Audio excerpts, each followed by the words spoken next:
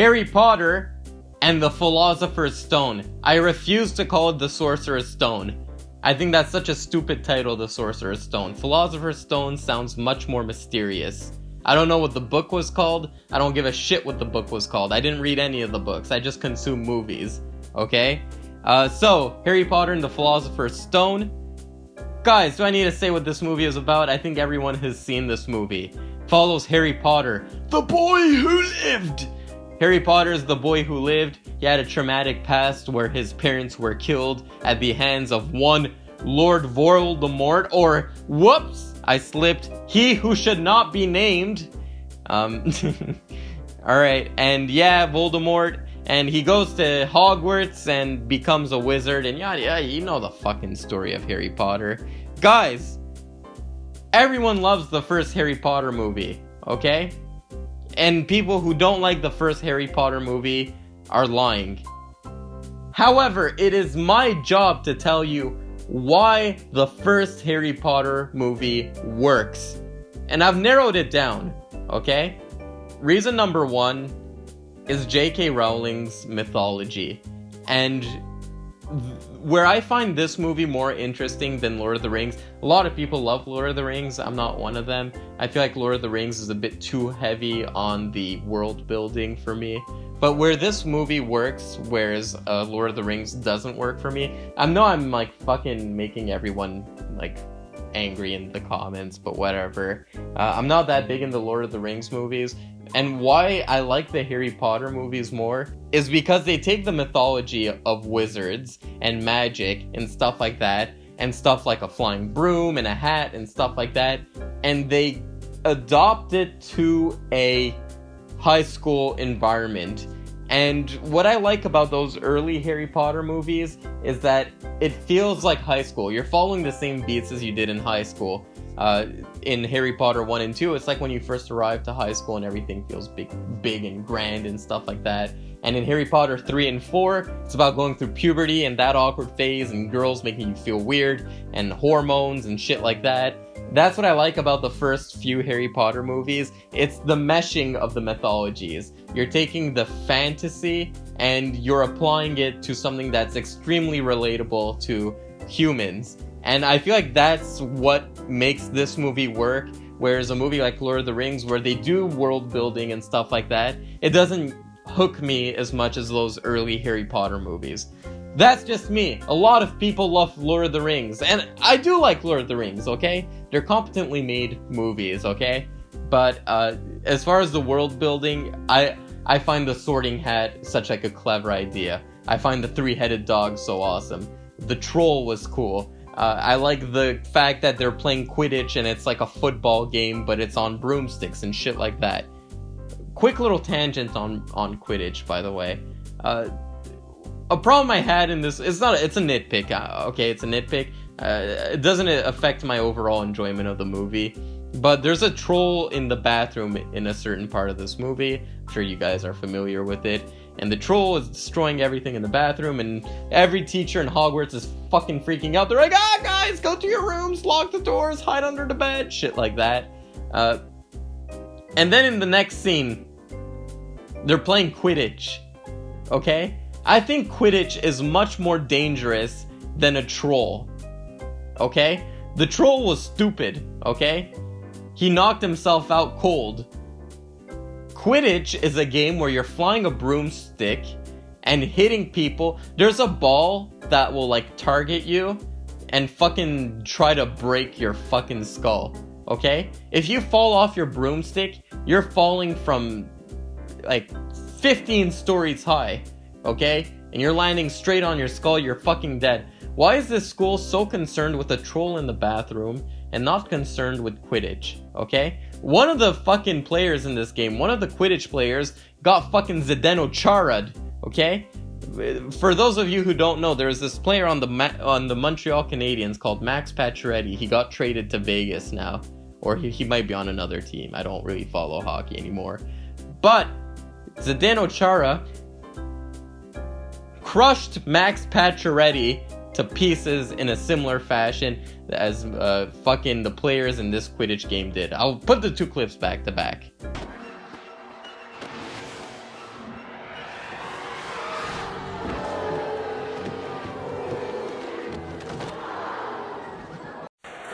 Boston Bruins are really not that good. They're 19th in the NHL on home ice. Catch already trying to reach for a puck. Someone leans on him and he just takes it right in his head. A lot of force moving into a stanchion that's not moving. So number one, reason why this movie works and why Harry Potter works and why it's become such a household name is the binding of the mythologies, taking the mundane life of a human and injecting it with that fantasy element. The other thing I thought really worked in this movie, and people don't talk about it enough, this movie has the best casting, I won't say in any big blockbuster, but definitely top 3. When it comes to big blockbusters, I'm hard pressed to find a movie that has better casting than this movie. Every single character is so perfectly cast, I can't picture anyone else. Guys, can you picture anyone else playing Severus Snape? No, you can't. It's Alan Rickman. Guys, can you picture anyone else playing Hagrid? No, you can't. It's whoever the fuck plays Hagrid. I forget his name. Do you guys picture anyone else? And even like the minor characters who don't have that big a role. Even Warwick Davis as one of the teachers. It's so perfect. Like, fucking Warwick Davis, like, so remember children, swish and flick. It's so perfect.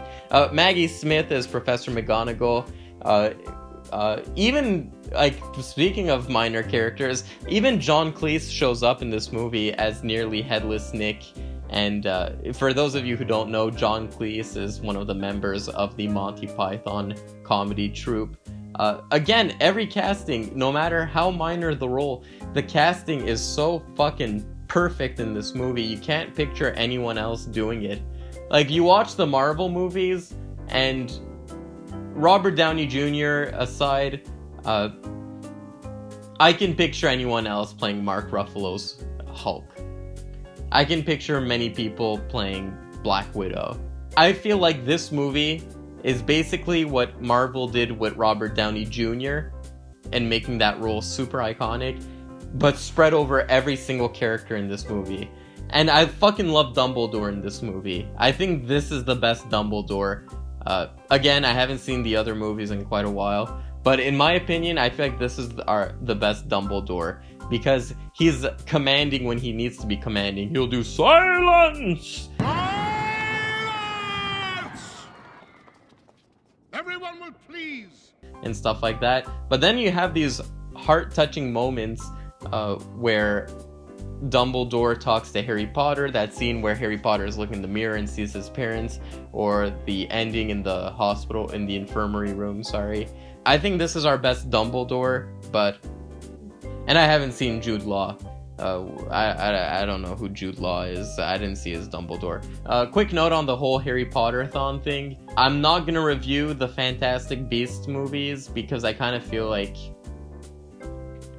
they're not really Harry Potter movies, let's be honest. Come on! J.K. Rowling was like, I'm done with this shit. Nah. Fucking Warner Bros, man. They came with a dump truck full of money and just emptied it in her driveway and said, you want more?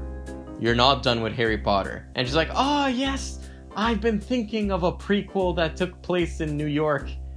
Whenever an idea is creatively bankrupt, it just throw them in New York, okay? That's what the fucking Smurfs did. That fucking Smurfs movie where Smurfette was kind of hot. They just like took the Smurfs and threw them in New York. I digress, and I didn't say that Smurfette was hot. Who am I kidding? The other reason why this movie works is you have the classic hero journey. It's a similar story to Lord of the Rings and Star Wars, and that's why those movies stand the test of time.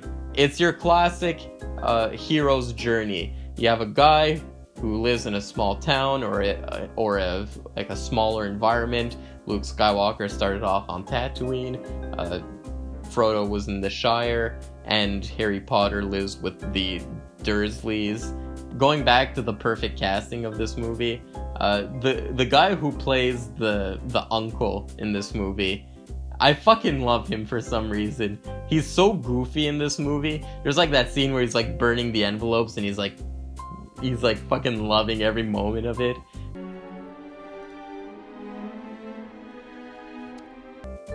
But anyway, yeah, it's your classic hero journey. Protagonist starts off in a small town, gets introduced to this new environment. Luke Skywalker was the Jedi, Frodo was the whole story of the ring, and Harry Potter is this wizarding world. And they're introduced to this environment, and not only that, but they are the chosen one.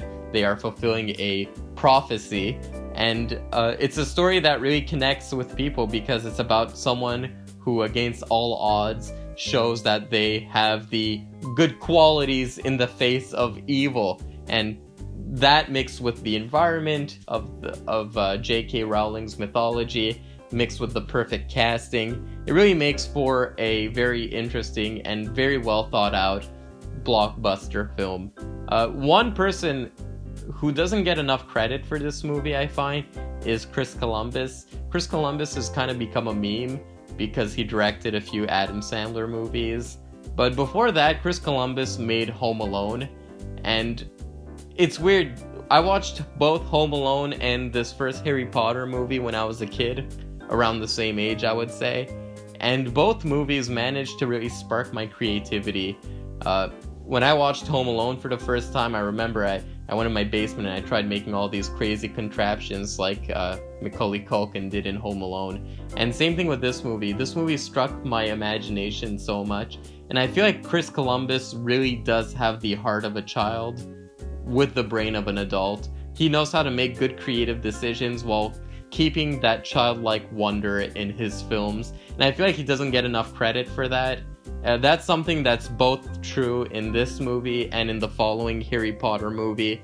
I feel like there's so much awe and wonder in these movies. And Chris Columbus knows, like, look, there's gonna be some fantastical things, there's gonna be some magic, but he also put some horror in this movie. This movie is pretty scary for a kid. And I like that because it makes the stakes feel higher when you're a kid. When I was a kid, and I didn't know what the fuck was going on in the end of this movie. I didn't know who Voldemort was. I didn't know why there was a fucking guy with 2 heads and a turban.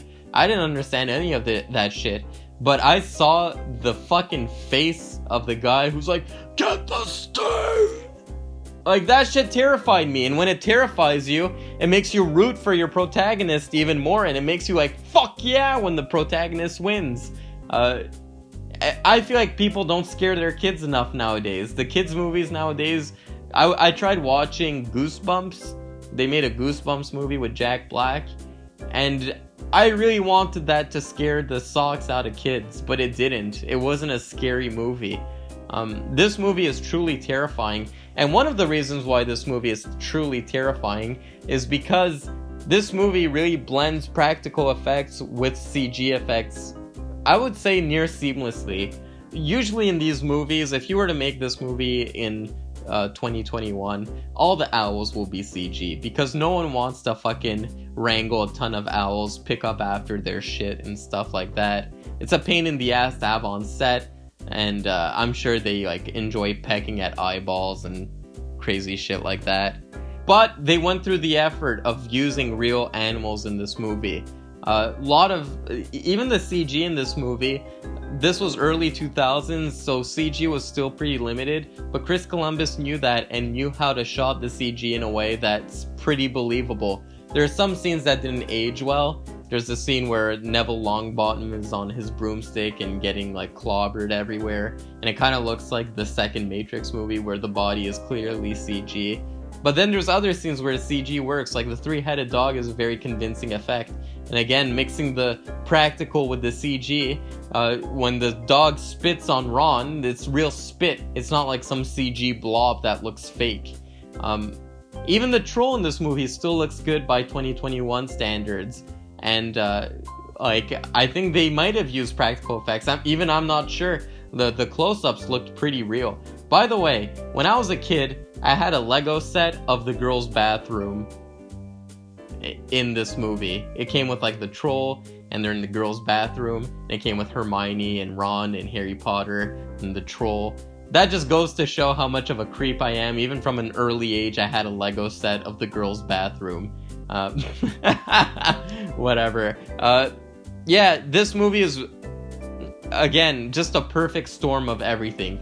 Perfect casting, perfect directing, J.K. Rowling's mythology, and the classic hero journey. And I feel like that's why this movie stands the test of time, and that's why there's currently a Harry Potter land in Universal. People are still there's still a huge following for this movie.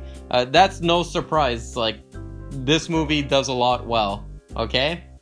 I'm not a hipster who's gonna hate on this movie. If I have to give one criticism with the movie, actually, now that I just called myself a hipster, if I had to give one criticism, I feel like the ending is a little out of nowhere. Harry Potter defeats the Professor Quirrell guy, and he wakes up in the hospital. And that scene, I was like, wait, how the fuck did why is the stone in the guy's pocket? How did it get there? Wait, why does Harry Potter's hands shoot fire all of a sudden and stuff like that? And then Dumbledore explains it in the infirmary the next day, and it kind of feels a little lazy. But it's probably because the book is a little more dense than the movie can be, and they had to like rush a few things, which I guess I can understand. Still left my head scratching a little bit. Yeah, that's about it. That's the only criticism I have with the movie. The ending felt a little rushed, but other than that, it's a solid blockbuster film. Guys, what do you think?